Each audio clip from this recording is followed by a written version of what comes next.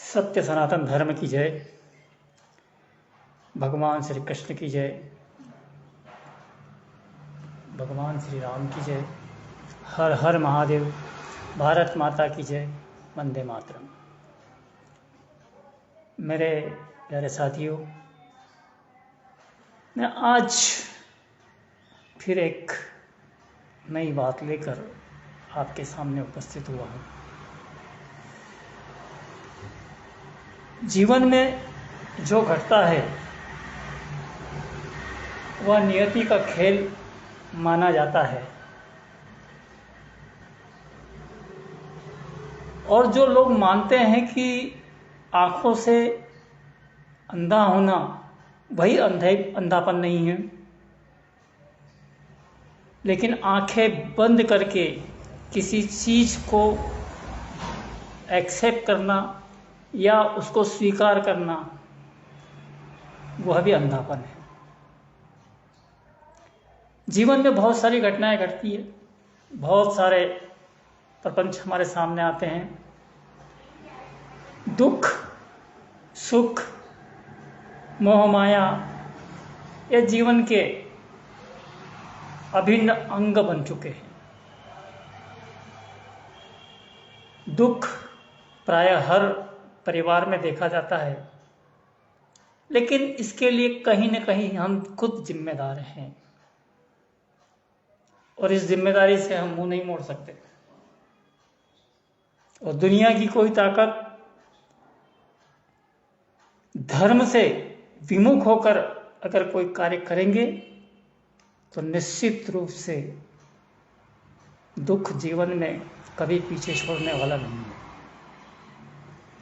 मेरे गुरुदेव आचार्य नवरत्न सागर जी कहते थे कि जैसे पियोगे पानी वैसे होगी आपकी वाणी, और जैसे खाओगे अन्न वैसे बनेगा आपका मन। कहीं न कहीं ये बात सत्य और यथार्थ साबित होती है। आज के इस जीवन में परिवारों के साथ रह करके हम इसका अनुभव कर सकते हैं। मैं आज आपको एक कथा सुनाऊंगा। मेरी कथा 4 अध्याय की है। कथा बहुत नीरस है, आपको मज़ा नहीं आएगा, क्योंकि मैं जो ये वीडियो बना रहा हूँ, जो आपके समक्ष उपस्थित हो रहा हूँ, मैं अपने फॉलोअर्स या अपने किसी मकसद के लिए नहीं आ रहा हूँ, लेकिन मैंने जो जीवन में सीखा है, जो पढ़ा है, जो जाना है, जो अनुभव किया है, वो आपसे शेयर करता हूँ, ताकि आप भी उस सच्चाई से रूबरू हो सके। कई बार कई घटनाएं ऐसी हमारे जीवन में घटती है कि हम देखकर भी अनजान बन जाते हैं, हमारे सामने उसको दिखाई नहीं देता। दुख हम खुद हमारे घर में पनपने दे रहे हैं, लेकिन जान करके कि हम उससे दूर न होकर के हम उसको, हमारी निगाहें वहाँ तक पहुँच ही नहीं पाती कि आखिर में होता क्यों है। और जाते हैं गुरुजी। गुरुजी क्या करेंगे भैया? बीमारी अंदर है, बीमारी अंदर है, और हम बाहर उसका इलाज करेंगे। It's not possible. यह कभी हो ही नहीं सकता, संभव ही नहीं है। बीमारी का इलाज बाहर से नहीं, अंदर से होता है। समस्या का समाधान उस चीज को नजरअंदाज करके नहीं, उसको दूर करके किया जा सकता है। तो आज मेरे जीवन में कुछ घटना घटी थी। मैंने एक कथा लिखी है, शायद आपने जीवन में कभी सुनी नहीं होगी, और न ही अनुभव जरूर किया होगा कि हाँ ऐसा हो सकता है, हमारे जीवन में ऐसी घटना घट सकती है। तो मेरी कथा आज मैं यहाँ प्रारंभ कर रहा हूँ। मेरी कथा का पहला भाग, पहला अध्याय। ये 85-86 की बात है। इंदौर जिले में मैं कहीं काम कर रहा था। कुनकुनाती धूप थी, सर्दी का मौसम था। एक माँ अपने बच्चे को तैयार कर रही थी। 6-7 साल का बच्चा था वो, मैं काम कर रहा था करीब 5-6 फीट दूर उनके घर पर ही मैं काम कर रहा था, और वो महिला अपने बच्चे को तैयार कर रही थी। अपनी बेटी को तैयार करते करते बच्चा जो छोटा था, लड़की बड़ी थी, तो लड़के ने जिज्ञासा पूछ लिया, मम्मी? तो उसकी माँ ने कहा, हाँ बोल, क्या बात है? तो बोले, तो 2 छठी करा करनी। आप यकीन नहीं करेंगे, उस महिला ने, उस माँ ने अपने बेटे को एक चाटा तक दिया। मुझे बड़ा दूर बैठा था तो मेरे कानों तक ये बात पहुंच चुकी थी, मैं सुन चुका था, लेकिन जैसे ही मेरी निगाह वहाँ गई तो उन्होंने उस बच्चे को मारा। तो मुझसे रहा नहीं गया, मैंने कहा, भाभी आपने क्यों मारा इसको? तो बोले, मारूं नहीं तो क्या करूं? कैसा बोल रहा है ये? अब तो मैंने बोला क्या है, उसने इतना ही कहा है कि जैसे 2 चोटी करते, जैसे बहन की 2 चोटी कर रहे थे तू भी कर रहे। तो मैंने कहा, उसमें कौन सा पहाड़ टूट पड़ा आपका और आपने उसको मार दिया? तो वो भाभी जी ने मुझे भी डांटा, बोले, भैया ये तो बच्चा है, तुम तो समझदार हो, तुमको भी नहीं पता? मैंने कहा, नहीं मुझे नहीं पता। खैर वो बात वहीं खत्म हो गई। ये मेरे आज की कथा का पहला अध्याय था। संदेश कुछ भी नहीं है इसमें, मजा नहीं आता है। इसी प्रकार मेरे जीवन में दूसरी बार घटना घटी। अध्याय 2, इस कथा का अध्याय 2 मैं पहले भी जिक्र कर चुका हूं। हम जब छोटे थे, 9-10 साल का था मैं, तो रोड पे खेलते थे, धूल मिट्टी, पक्के रोड होते नहीं थे, कच्चे थे, आसपास के लड़के भी खेलते थे। तो प्रायः पहले 40-50 साल पहले खुले बाल की महिला अगर दिख जाती थी तो महिलाएं अपने बच्चों को अंदर भेज देती थी।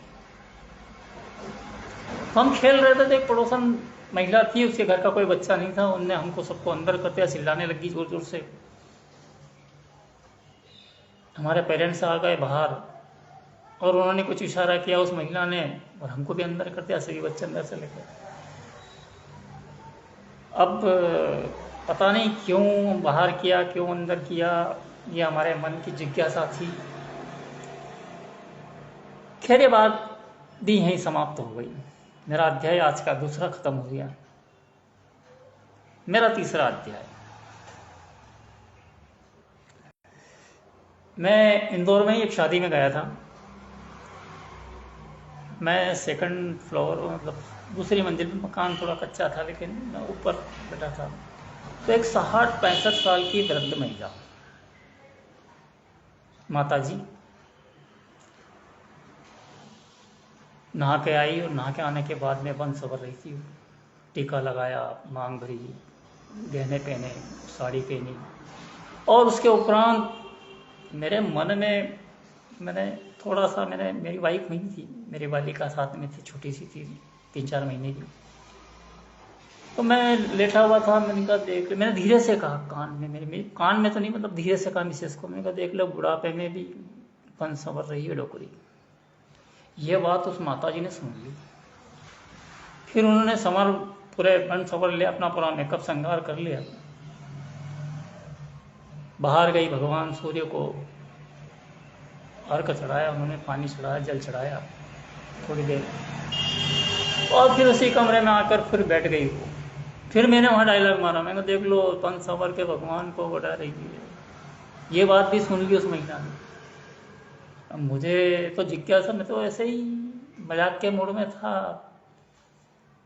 ठिलवाई कर रहा था, इतना ज्ञान था नहीं कि कहाँ कैसे किसको बोलना है। शादी हो गई थी, बालिका हो गई थी, लेकिन क्या करूं, दिमाग इतना था नहीं। वो महिला आई और फिर हम शादी में गए थे, तो घर वालों ने उनको एक गिलास में चाय दी, और चाय सुटकाती सुटकाती उन्होंने मुझे 1-2 बातें सुनाई। अब बातें क्या सुनाई, अब थोड़ा दिमाग फिरने जैसी बातें थी। मेरी आज की कथा का यह तीसरा अध्याय यहाँ खत्म होता है। मेरी कथा का चौथा अध्याय। मैं लगभग 2 साल पहले की घटना है। मैं एक बॉम्बे या मद्रास, चेन्नई, मुझे ध्यान नहीं है, लेकिन घटना है कि मैं किसी के घर गया था। वहाँ पे जिनसे मैं मिलने गया था उनसे मेरे मित्र भी थे, उनकी वाइफ भी थी। बैठे हुए थे, चाय माय का दौर हुआ, बातचीत चल रही थी हमारी। और बातचीत चलते चलते इतने में क्या है कि बाहर 3-4 बच्चे खेल रहे थे। एक बच्चा आया और उसने उस महिला से जिज्ञासावश पूछा, बोले बुआ बुआ ये क्या है। हाथों में चूड़ी की ओर इशारा करते हुए उस बच्चे ने जिज्ञासावश पूछ लिया उस महिला से कि बुआ ये क्या है। तो उसकी बुआ ने कहा, बेटा ये तेरे फूफा जी हैं। बच्चा बाहर चला गया। उनने बाहर जाके अपना बात बताई होगी। तो दूसरा बच्चा खेलता खेलते आ गया अंदर। उसने बिंदी के ऊपर पूछा कि बोले मामी ये क्या है। तो उस महिला ने कहा, बोले बेटा तेरे मामा जी। बच्चा बाहर चला गया। उसने भी बाहर जाके अपनी बात करी। तीसरा बच्चा आया खेलते खेलते और उसने गले में जो मंगलसूत्र होता है उसको इशारा करते हुए उस महिला से पूछा, बोले मम्मी मम्मी ये क्या है। तो उस महिला ने कहा, बोले बेटा तेरे पापा है। बात यही खत्म हो गई। मैंने आज 4 कहानियां आपको सुनाई। इसमें कोई रस नहीं है, लेकिन संदेश बहुत बड़ा जाता है। मैंने कथा तो सुना दिया आपको, अब इसका महात्म बताता हूं, इसका महत्व बताता हूं कि इसका महत्व, इसका संदेश कितना बड़ा है। पहला, 2 चोटी। 2 चोटी मैंने पहले भी वीडियो में कहा था कि 2 चोटी क्यों करना चाहिए। आज एक बात निकली है तो मैं कर रहा हूं, पुनः बता रहा हूं। तो मैंने उससे पूछा भाभी से 1-2 दिन बाद, में भाभी आप सही सही बताना है 2 चोटी का राज क्या है।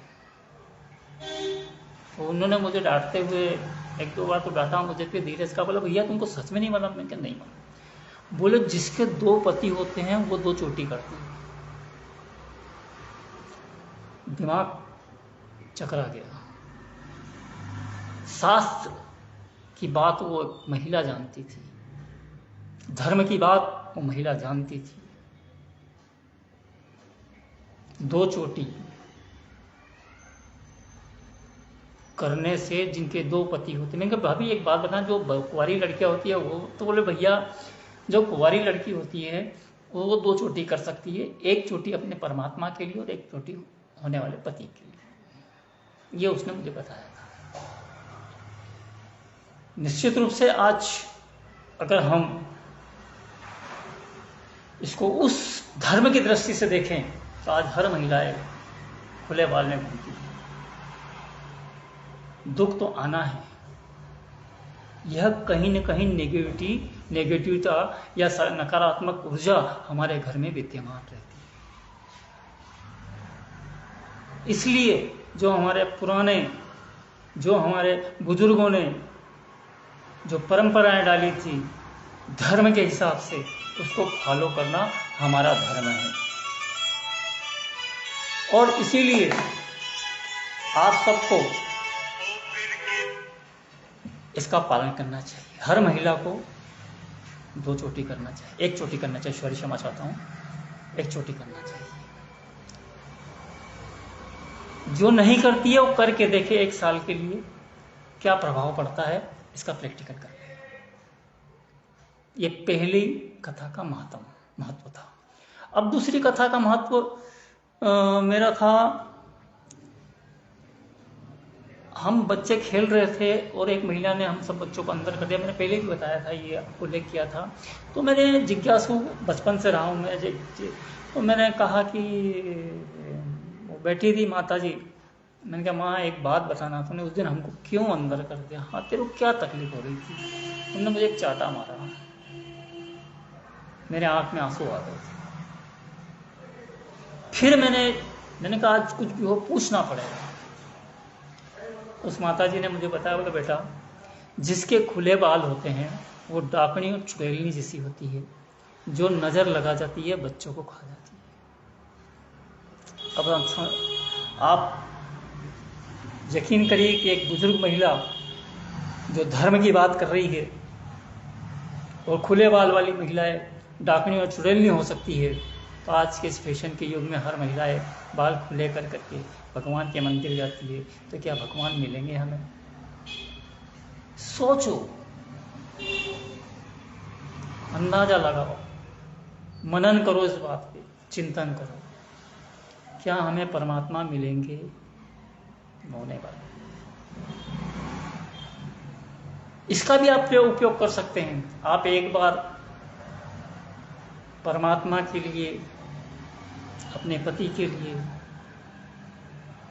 अपने परिवार के सुख के लिए, सकारात्मक ऊर्जा के लिए, दुख को सुख में बदलने के लिए यह प्रयोग करके तो देखो एक साथ, कोई बिगड़ेगा नहीं।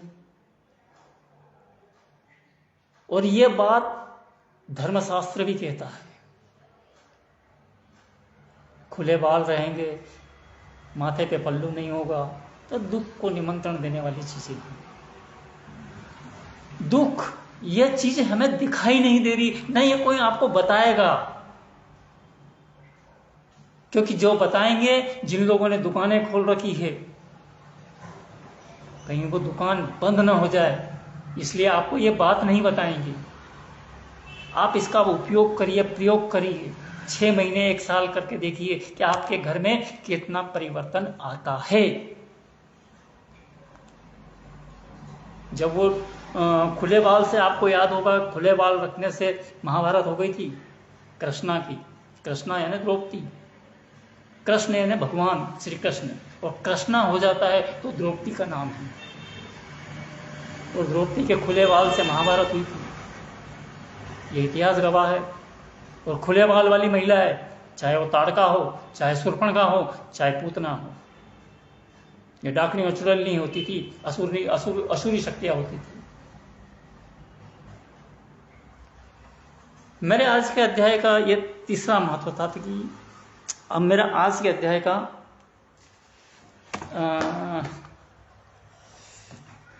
तीसरा अध्याय का महत्व, वो बुजुर्ग महिला जो बन सवर रही थी, और मैंने डायलॉग मारा था कि यार देखो बन सवर रही है बुढ़ाते में, तो उन्होंने मुझसे बाद में कहा, बोले जमाई साहब, मैं जमाई लगता था उनको दूर के रिश्ते से, तो बोला जमाई साहब, औरत को भगवान के लिए और अपने पति के लिए संवरना चाहिए। पहली सीख दी थी उस महिला ने मुझे। और भगवान के सामने जब भी जाओ, एकदम पंठ पर सवर 716 श्रृंगार करके जाओ, अच्छे कपड़े पहन के जाओ। अगर कोई, जैसे कोई रोता हुआ बच्चा, हम किसी के घर जाते हैं, किसी के घर रोता हुआ बच्चा मिल जाए तो हम उसको खिलाने की प्रयास नहीं करते हैं, लेकिन कोई हंसमुख बच्चा अगर हमें मिल जाए तो कितना अच्छा लगता है, अंदाजा लगा लो आप। अगर आप परमात्मा के मंदिर में जा रहे हैं और आपने बहुत अच्छे तरीके से श्रृंगार करके गए, तो परमात्मा प्रसन्न होंगे, आपको देखेंगे, आपकी छवि को देखेंगे, आप जो मांगोगे आपको मिल जाएगा। आपके घर से नकारात्मक ऊर्जा निकल जाएगी, सकारात्मक ऊर्जा प्रवेश करेगी। तो उस महिला ने मुझे, उस बुजुर्ग महिला ने मुझे समझाया था ये। दूसरा मैंने कहा था कि वो वंश पर के भगवान को, तो उन्होंने मेरे को कहा था, मेरे को देख लो भगवान को, ये झोपड़ी वंश पर, तो उन्होंने यही कहा, बोले बेटा अगर भगवान के मंदिर में जाना है तो साफ स्वच्छ और श्रृंगार करके जाना चाहिए।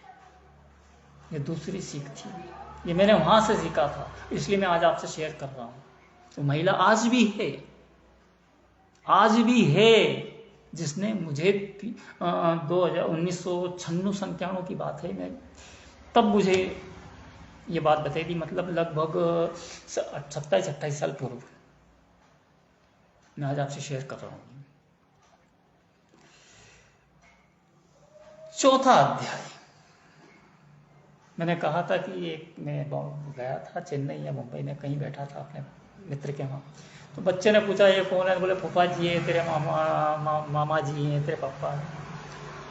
अब इसकी नेगेटिविटी देखना है कि इसकी नकारात्मक ऊर्जा कैसे जीवन में आती है कि आजकल आर्टिफिशियल बिंदी, आर्टिफिशियल मंगलसूत्र, आर्टिफिशियल चूड़ी और जितनी भी आर्टिफिशियल चीजें हम धारण करते हैं, ये निश्चित मान के चलना है केतु का प्रकोप है। केतु के प्रकोप से आप बच नहीं सकते। इसलिए ज्यादा से ज्यादा हो सके आर्टिफिशियल ज्वेलरी का इस्तेमाल न करें। यह भी एक दुख का कारण है। ये मैं नहीं कह रहा हूं, गूगल सर्च करके देख लेना आप, कई विद्वान आपको इस बारे में बताएंगे। तो मैंने देखा वो महिला ने कहा कि ये तेरे फूफा जी है, ये माथे पे मामा जी है। तो मैं बाथरूम करने गया तो टोटी पे कई जगह मामा जी चिपके हुए थे। कितने मामा जी चिपक रहे थे पता नहीं, अलग अलग कलर के मामा जी थे, लाल, पीला, हरा, गुलाबी, जैसी साड़ी वैसा। और मैंने कल ही मैंने बताया था 16 श्रृंगार कि यह चीजें नकारात्मक ऊर्जा को बहुत ज्यादा बढ़ावा देती है। आपको यहाँ मेंढ लगाकर, जो पुरानी महिलाएं कुछ घर में बनाती थी, उसको पहले लगा के फिर कंकु लगाती थी ताकि वो 24 घंटे तक लगा रहता था। यह एक सकारात्मक चीज आपकी रहेगी। आपके घर में कभी भी अगर इस कारण दुख आ रहा है तो आप इससे इस समस्या का समाधान कर सकते हैं। तो मामा जी मैंने देखा जगह जगह बाथरूम में लगे थे, टोटी पे चिपके थे, नल पे चिपके हुए थे, न जाने कहाँ चिपके थे। अंदर आया तो कवाट पे चिपके थे, पूरी लाइन पे मामा जी चिपके हुए थे। खूटी रहती है, खूटी जहाँ पे कुछ टांगा रहता, उस पे फूफा जी लटक रहे थे, टंग रहे थे, सब अलग अलग डिजाइनों के, लाल, पीले, हरे, गुलाबी, नीले, पीले, ये फूफा जी टंग रहे थे। जहाँ जैसे जाना, जैसी साड़ी पहनना, उस मैचिंग के हिसाब से फूफा जी पहनते हैं। यह भी एक दुख का कारण है। तीसरा, कबाड़ के अंदर हम देखते हैं तो कई पापा टंगे रहते हैं, वो भी साड़ी के मैचिंग के हिसाब से कि वहाँ जाना है तो ये पहनना है, यहाँ जाना है तो ये पहनना है। दिन में चाहे जब निकाल के टांग दिया, चाहे जब मिला के पहन लिया, कहीं जाना है तो पहन लिया, कहीं जाना है तो निकाल दिया। यह भी दुख का एक कारण है। इससे भी विशेषकर मातृशक्ति को बचकर रहना चाहिए। आर्टिफिशियल बिल्कुल कम से कम उपयोग करना चाहिए। और जो माथे की बिंदी है, गले में मंगलसूत्र है और चूड़ी, ये 3 चीज तो बताते हैं शास्त्र। पुरानी महिला कहती थी कि मेरी नानी भी बताती थी, जब मेरी नानी थी वो भी कहती थी, ये तो सुहाग का जोड़ा होता है, माथे की बिंदिया, मंगलसूत्र, मांग, चूड़िया, इसको शुभ समय में, शुभ दिन में धारण करना चाहिए। और तब तक नहीं निकालना चाहिए जब तक अगला शुभ मुहूर्त आए, तब उनको निकाल करके दूसरा धारण करना चाहिए, खंडित नहीं होना चाहिए। यह भी दुख का एक कारण है। लेकिन हमारी समझ में आता नहीं। हम पाश्चात्य सभ्यता में इतने खो गए हैं, और विशेष तौर से बम्बैया फिल्मों और बम्बैया सीरियलों के माध्यम से हम इतने आधुनिक हो चुके हैं कि हम अपनी सभ्यता, अपनी संस्कृति, अपना धर्म ताक में रख दिया, भूल गए। भगवान के मंदिर जाते हैं, इतिश्री कर लेते हैं, घर आ जाते हैं और फिर कहते हैं गुरुजी ठठरी के भरे। क्षमा चाहता हूँ, मैं आजकल बागेश्वर धाम को ज़्यादा सुनता हूँ तो इसलिए थोड़े शब्द आ जाते हैं। तो इनको सुनना, इनको देखना। आप एक बात बताओ, दिल पे हाथ रख के बताना मुझे, मैं किसी की बुराई नहीं कर रहा हूँ, दिल पे हाथ रख के बताना। एक कई फिल्म सीरियलों में एक महिला की जेठ से शादी हो रही है, आदमी से शादी हो रही है, उसको छोड़ा, तीसरे ने पकड़ा, तीसरे से पकड़ा। क्या ये परिवार में संभव है? होता है सर। एक कसौटी ज़िंदगी की आई थी, जो मैंने कुछ सीरियल के कुछ पार्ट्स देखे थे, कुछ भाग देखे थे। उसमें वो कमोनी का किसी से कभी अनुराग की पत्नी बनती है, बाद में उसके जेठ बन जाता है, वो जेठ अनुराग उसका देवर बन जाता है। क्या है? ऐसा होता है क्या समाज में? ऐसा होता है अपने घरों में? अगर नहीं तो हम इनको क्यों देखते हैं? मैंने पहले ही कहा था कि जैसे खाओगे अन्न वैसे होगा मन, जैसे पियोगे पानी वैसे होगी आपकी वाणी। अगर वाणी मन को कंट्रोल करना है तो इन चीज़ों का त्याग करना। देखिए, ज़्यादा नहीं, अपना एक निर्धारित समय कर लीजिए, देखिए उनको, कोई प्रॉब्लम नहीं है, लेकिन उसको धारण करना गलत है, वैसे जीना गलत है। मैं कैसा हूं, मैं अपने हिसाब से रहूंगा। मुझे दुनिया को दिखाना नहीं है कि दुनिया क्या कहेगी, चार लोग क्या सोचेंगे। कोई नहीं सोचेगा। चार लोग वो सिर्फ इंतजार कर रहे हैं कि तुम कब इस दुनिया को छोड़ो और हमको छोड़ के आए। वो चार लोग आपका इंतजार कर रहे हैं। बाकी दुनिया में किसी को टाइम नहीं है कि चार लोग क्या कहेंगे। आपको सिर्फ अपनी चिंता है, आपको अपनी चिंता रखना है, अपने परिवार की चिंता रखना है।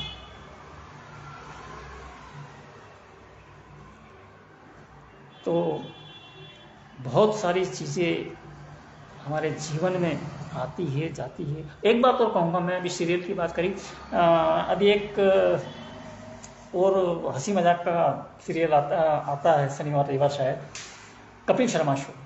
उसको देखना बंद कर दो। हमारी संस्कृति के साथ खिलवाड़ कर रहा है। कौन से परिवार में, कौन सी जगह हर लड़कियों से फ्लर्ट किया जाता है? पत्नी बैठी है, माँ बैठी है, उसके सामने लड़कियों को से फ्लर्ट करना, ये कौन से शास्त्र में लिखा है? और हम पढ़े हा हा हा। अगर सुनना ही है, परम पूज्य पीठाधीश्वर अपने बागेश्वर धाम के पीठाधीश्वर पंडित धीरेन्द्र शास्त्री जी को सुनिए, जहाँ से आपको मजा भी आएगा और सीख भी मिलेगी, आपको अच्छा संदेश भी मिलेगा और आपको आनंद भी आएगा। आप सुनना है तो उनको सुनो। सुनने के लिए बहुत चीजें, आप सुनिए। अगर आपके जीवन में नेगेटिविटी दूर करनी है तो आपको सुनना पड़ेगा, बागेश्वर धाम को सुनना पड़ेगा, कथावाचक क्या नाम उनका, देवकी रंजन जी ठाकुर जी को सुनना पड़ेगा। आपको एक और हमारे बहुत बड़े हिंदू हृदय सम्राट श्री क्या नाम का, पुष्पेंद्र कुलशेखर जी, और आजकल एक और जो पूरी दुनिया में फेमस है, कवि कुमार विश्वास। आप इनको सुनो, क्या बातें बताते हैं, क्या सुनने को मिलता है। जीवन जीने का ढंग बताया जाता है। वो फुल्लड़ता की बात नहीं करते हैं।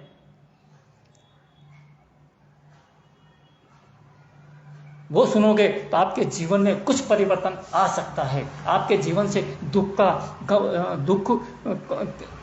जा सकता है।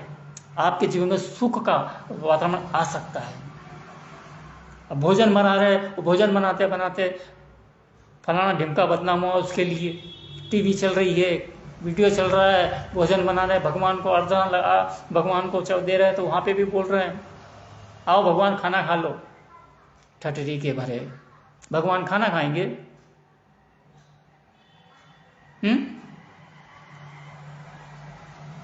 तो कुछ न कुछ परिवर्तन करना पड़ेगा। अगर दुख को भगाना है तो छोटी छोटी चीजों को अपने जीवन से बाहर निकालना पड़ेगा। ये है छोटी सी चीज, इसको ये हमारे जीवन में अगर है, जैसे मैंने आज जो भी बताया आपको, अगर घर के अंदर है तो दुनिया का कोई भी शास्त्र, कोई भी ज्योतिष इस समस्या का निदान नहीं कर सकता। और आपने इन चीजों का पालन कर लिया,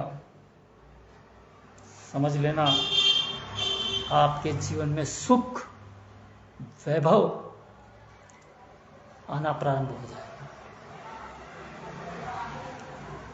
मैं अभी आज मेरा 5वां एपिसोड है, 5वां दिन है मेरा।